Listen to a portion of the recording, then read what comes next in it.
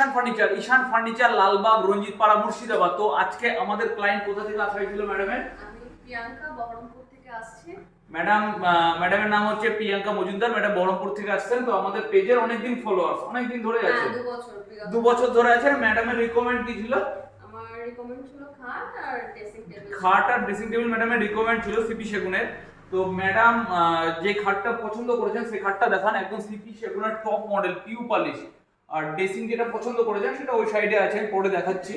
তো ম্যাডাম আমাদের অনেক দিন ধরে পেজে আছেন, আমাদের প্রচুর ভিডিও দেখে, লাইক করে, শেয়ার করে, সব কিছুই করে। তো ম্যাডাম এটা ডিসাইড করে নিয়েছিল প্রোডাক্ট যদি আমার নেওয়ার হয় তো ঈশান ফার্নিচার থেকে একদম নেব। তো এরকম ম্যাডাম ভিজিট করেছিলেন।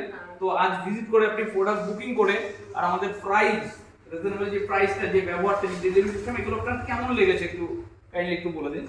আমি এসেছি, প্রথম দিন এসে আমার প্রোডাক্ট পছন্দ হয়েছে। তো এটা আমার সেকেন্ড টাইম। তো আজকে আমি বুকিং করে পুরো প্রোডাক্ট নিয়ে যাব।